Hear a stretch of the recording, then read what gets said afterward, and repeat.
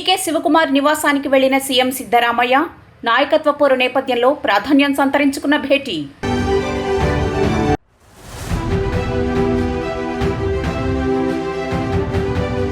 తెలంగాణలో మరో గురుకుల పాఠశాలలో ఫుడ్ పాయిజన్, 12 మంది విద్యార్థులకు అస్వస్థత, ఒకరి పరిస్థితి విషమం.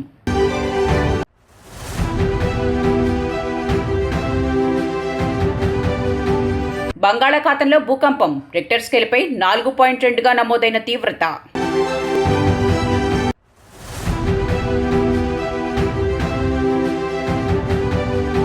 తీవ్ర వాయుగుండంగా మారిన దిత్వా తుఫాను, చెన్నై సమీపంలో తీరానికి సమాంతరంగా ప్రయాణం.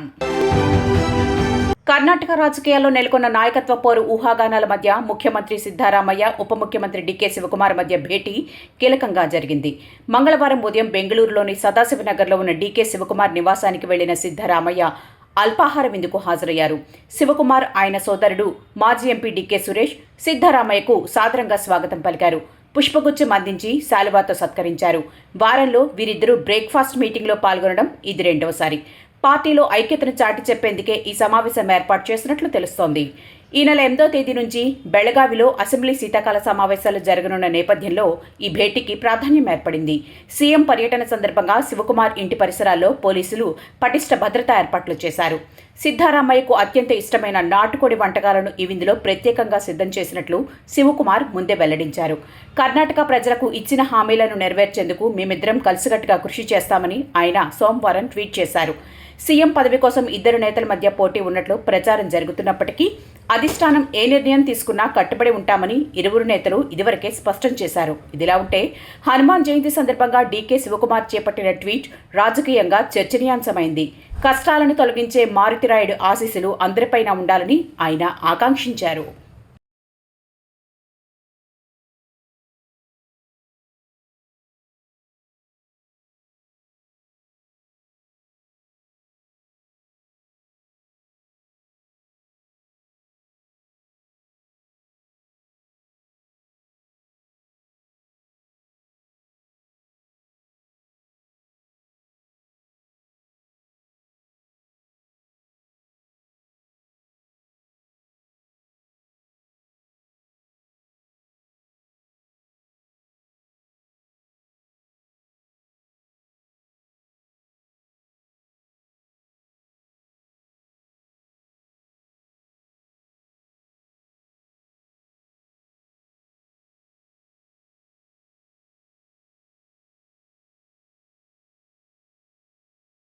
బంగాళాఖాతంలో ఈరోజు ఉదయం భూమి స్వల్పంగా కంపించింది. దీని తీవ్రత రిక్టర్ స్కేల్పై 4.2గా నమోదైనట్లు నేషనల్ సెంటర్ ఫర్ సిస్మాలజీ వెల్లడించింది. ఉదయం సుమారు 7:26 సమయంలో సముద్ర గర్భంలో 35 కిలోమీటర్ల లోతున ఈ భూకంపం సంభవించినట్లు అధికారులు గుర్తించారు. ఈ భూ ప్రకంపనల కారణంగా ఎలాంటి ప్రాణ ఆస్తి నష్టం జరగలేదని ఎన్సీఎస్ తన ఎక్స్ ఖాతా ద్వారా తెలిపింది. దీంతో తీర ప్రాంత ప్రజలు ఊపిరి పీల్చుకున్నారు. ఇదిలా ఉండగా గత నవంబర్ 21వ తేదీన హిందూ మహాసముద్రం ప్రాంతంలో కూడా ఇదే తరహాలో భూకంపం సంభవించింది. ఆ సమయంలో భూకంప తీవ్రత రిక్టర్ స్కేల్పై 4.3గా 10 కిలోమీటర్ల లోతు నమోదైందని ఎన్సీఎస్ తన నివేదికలో పేర్కొంది.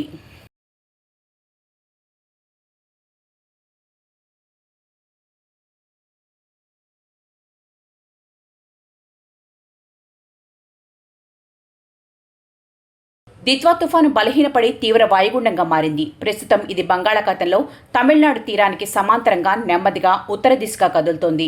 ఈ వాయుగుండం గంటకు సగటున 5 నుంచి 6 కిలోమీటర్ల వేగంతో ప్రయాణిస్తోందని, మరో 2 రోజుల పాటు ఉత్తర దిశగా కదిలి చెన్నైకి సమీపంలో తీరం దాటడం లేదా సముద్రంలోనే బలహీనపడే అవకాశం ఉందని వాతావరణ నిపుణులు అంచనా వేస్తున్నారు. తీరానికి దగ్గరగా ప్రయాణించడం, పొడిగాలులు వీయడం వల్లే తుఫాను బలహీనపడిందని ఇస్రో నిపుణులు తెలిపారు. ఈ వాయుగుండం ప్రభావంతో రాయలసీమ, దక్షిణ కోస్తాలో పలుచోట్ల, మధ్య ఉత్తర కోస్తాల్లో అక్కడక్కడ సోమవారం వర్షాలు కురిశాయి. మంగళవారం ఉదయం నుంచి బుధవారం ఉదయం వరకు దక్షిణ కోస్తాలో అనేక చోట్ల, ఉత్తర కోస్తా, రాయలసీమలో పలుచోట్ల వర్షాలు, కోనసీమ, పశ్చిమ గోదావరి, నెల్లూరు, తిరుపతి జిల్లాల్లో భారీ వర్షాలు కురుస్తాయని వాతావరణ శాఖ తెలిపింది. తుఫాను ప్రభావిత కలెక్టరేట్లలో కంట్రోల్ రూములు ఏర్పాటు చేసి అధికారులు పరిస్థితిని ఎప్పటికప్పుడు సమీక్షిస్తున్నారు. రానున్న 24 గంటల్లో కోనసీమ, పశ్చిమ గోదావరి, నెల్లూరు, తిరుపతి జిల్లాల్లో భారీ వర్షాలు కురిసే అవకాశం ఉందని విపత్తుల నిర్వహణ సంస్థ హెచ్చరించింది. తీరం వెంబడి గంటకు 50 నుంచి 70 కిలోమీటర్ల వేగంతో గాలులు వీచే అవకాశం ఉన్నందున మత్స్యకారులు సముద్రంలోకి వెళ్లవద్దని అధికారులు హెచ్చరికలు జారీ చేశారు. మచిలీపట్నం, నిజాంపట్నం బోర్డరేవు, కృష్ణపట్నం రేవుల్లో 3వ నెంబరు, మిగిలిన రేవుల్లో 1వ నెంబరు ప్రమాద హెచ్చరికను ఎగురవేశారు.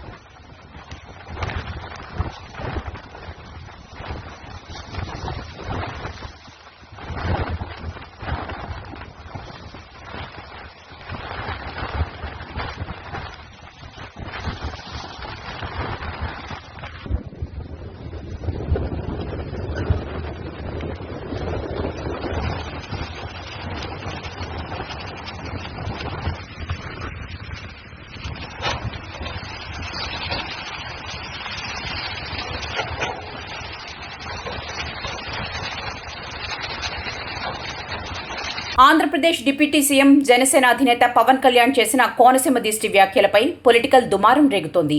పవన్ కళ్యాణ్ కామెంట్లపై ఘాటుగా స్పందిస్తున్నారు తెలంగాణ నేతలు. పవన్ క్షమాపణ చెప్పకపోతే తెలంగాణలో ఒక్క సినిమా కూడా ఆడదంటూ వార్నింగ్ ఇచ్చారు మంత్రి కోమటిరెడ్డి వెంకటరెడ్డి. పవన్ కళ్యాణ్ బేషరతుగా క్షమాపణ చెప్పాలని డిమాండ్ చేశారు. ఇక పవన్ కళ్యాణ్ వ్యాఖ్యలు నన్ను బాధించాయి, బేషరతుగా క్షమాపణ చెప్పాలని డిమాండ్ చేశారు మంత్రి కోమటిరెడ్డి. తెలంగాణ ప్రజల దిష్టి కాదు, ఆంధ్ర పాలకుల వల్ల తెలంగాణ ప్రజలు ఫ్లోరైడ్ విషం తాగారని ఆవేదన వ్యక్తం చేశారు. పవన్ కళ్యాణ్ క్షమాపణ చెప్పకపోతే ఒక్క సినిమా కూడా ఆడదని వార్నింగ్ ఇచ్చారు.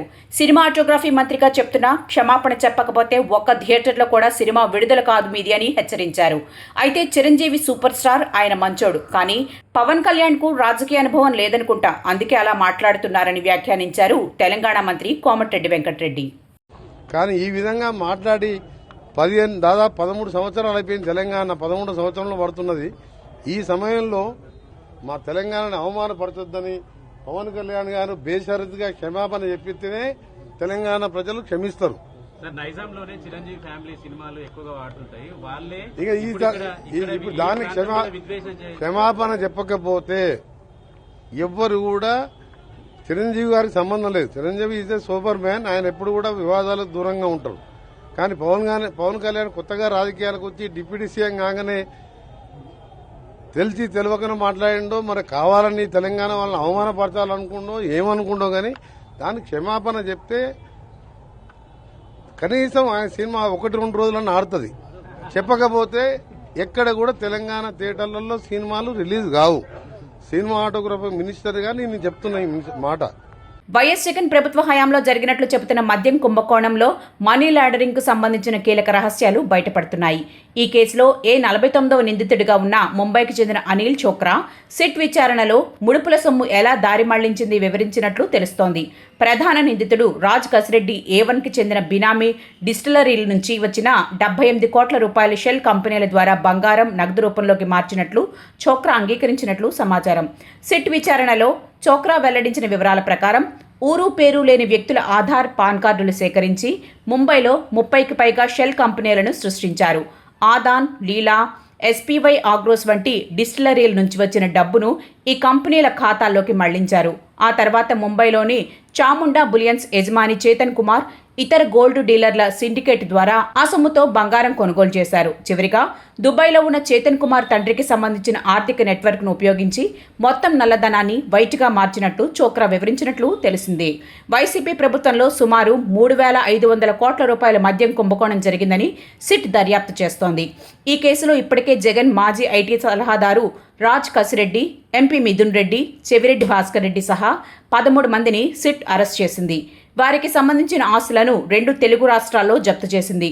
ప్రస్తుతం ఒరిస్సా, హైదరాబాద్లలో మరిన్ని ఆస్తుల జప్తుకు రంగం సిద్ధం చేస్తోంది. చోక్రాను మరో 2 రోజుల పాటు సిట్ అధికారులు విచారించనున్నారు.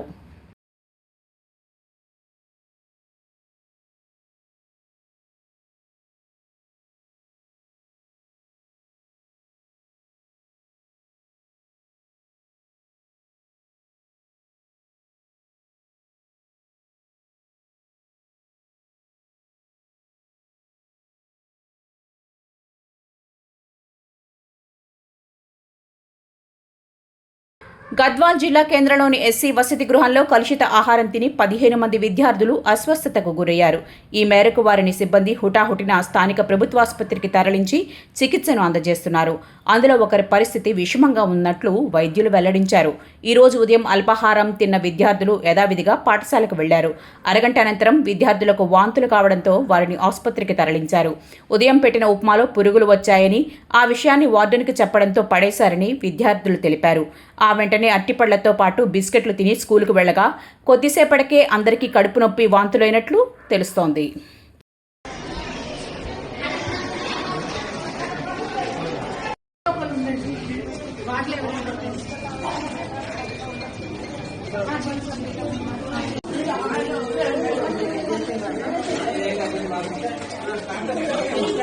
ఫాస్ట్ హెల్ప్ చేయాలమ్మా. అక్కడ లోపలికి ఎవరు రావాలి. ఫాస్ట్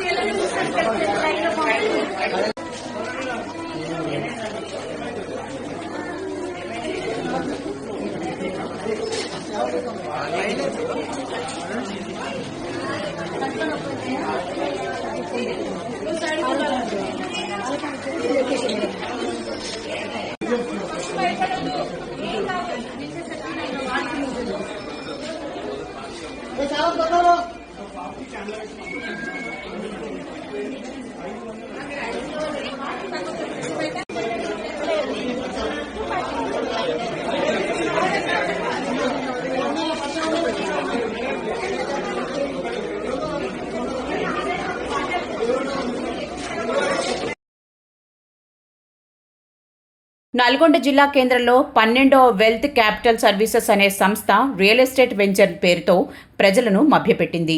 4 లక్షలు పెట్టుబడి పెట్టండి, మీకు వెంటనే 1 గుంట భూమి రిజిస్ట్రేషన్ చేసి ఇస్తామని, అంతేకాకుండా 25 నెలల పాటు నెలకు 16,000 చొప్పున వడ్డీ ఇస్తామని, గడువు పూర్తయ్యాక మీ మొత్తం డబ్బు 8 లక్షలు తిరిగి చెల్లిస్తామని మాయమాటలు చెప్పి మోసం చేసింది. ఇంత భారీ లాభం, భూమి హామీతో ప్రజల ఆశలను ఆసరాగా చేసుకుని ఈ సంస్థ 2 తెలుగు రాష్ట్రాల నుంచి 3,300 కోట్ల రూపాయలు వసూలు చేసినట్లు బాధితులు ఆరోపిస్తున్నారు. ప్రారంభంలో కొంతమందికి వడ్డీ డబ్బులు జమ చేసిన ఈ సంస్థ తర్వాత చేతులెత్తేసింది. పెట్టుబడి పెట్టిన వారికి భూమి రిజిస్ట్రేషన్ చేయకపోవడం, వడ్డీ డబ్బులు ఆగిపోవడంతో తాము మోసపోయామని గ్రహించిన బాధితులు ఇప్పుడు ఆందోళనకు దిగారు. ఈ మోసం కేవలం నల్గొండకే పరిమితం కాలేదు. 2 రాష్ట్రాల్లోని మధ్యతరగతి, దిగువ తరగతి ప్రజల కష్టార్జితాన్ని ఈ సంస్థ దోచుకుంది. అత్యంత ఆందోళన కలిగించే విషయం ఏమిటంటే, ఈ 12 వెల్త్ క్యాపిటల్ సర్వీసెస్ సంస్థపై గతంలో హైదరాబాద్ నగరంలో కూడా ఆర్థిక నేరానికి సంబంధించిన కేసు నమోదైంది. అప్పుడు పోలీసులు కఠిన చర్యలు తీసుకోకపోవడం వల్లే ఈ సంస్థ మరోసారి రెచ్చిపోయి ఇంత పెద్ద మోసానికి పాల్పడిందని బాధితులు ఆవేదన వ్యక్తం చేస్తున్నారు. పోలీసుల అలసత్వమే తమను ముంచేసిందని వారు వాపోతున్నారు. ప్రస్తుతం బాధితుల ఫిర్యాదు మేరకు పోలీసులు రంగంలోకి దిగారు. సంస్థ యొక్క లీగల్ అడ్వైజర్ను అదుపులోకి తీసుకున్నారు. వీళ్ళందరూ పైసలు ఏమమ్మా వేసిరా, వీళ్ళందరూ పైసలు వేసారు. పైసలు వేసిన తర్వాత ఆ కంపెనీ బోర్డు తిప్పినాక ఏం చెప్తుందంటే, మేము ఇస్తాం అనుకుంటే సంవత్సరం గడుపుకొచ్చిండు. దానికి కానీ ఎక్కడో అక్కడ ఆ భూములు లేవు. ఎక్కడో ఆడ మన ఏదో అక్కడక్కడ కొన్ని ఎస్టేట్ భూములని, కొన్ని అయ్యని ఆ పనికిరాని భూములన్నీ తీసి ఇలా ఒక్కొక్కరికి కుంటా, దానికి రోడ్డు లేదు, లేకపోతే దిక్కులు లేవు. అనకాపల్లి జిల్లా నర్సీపట్నంలో భారీ అగ్ని ప్రమాదం చోటు చేసుకుంది. శారదానగర్ పోస్టాఫీస్ ఎదురుగా ఉన్న ఓ షాప్లో షార్ట్ సర్క్యూట్ కారణంగా మంటలు చెలరేగాయి. ఈ ఘటనలో 4 ఫ్రిడ్జ్లు 2 ఏసీలతో సహా 10 లక్షలకు పైగా ఆస్తి నష్టం జరిగినట్టు సమాచారం అందుకున్న అగ్నిమాపక సిబ్బంది వెంటనే ఘటనా స్థలాన్ని చేరుకుని మంటలను అదుపులోకి తీసుకువచ్చారు.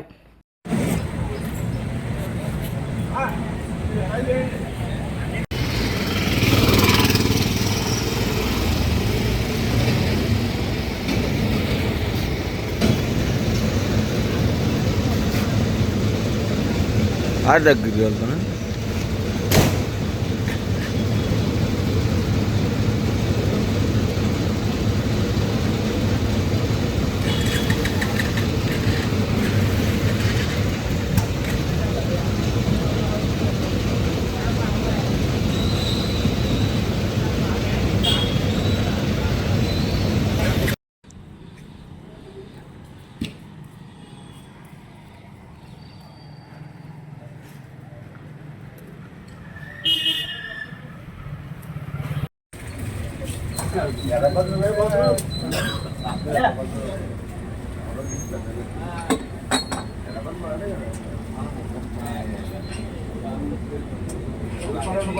ఆర్మూర్ మాజీ ఎమ్మెల్యే జీవన్ రెడ్డిపై కాంగ్రెస్ నియోజకవర్గ ఇన్ఛార్జ్ ప్రొద్దుటూరి వినయ్ కుమార్ తీవ్రంగా ఆరోపణలు గుప్పించారు.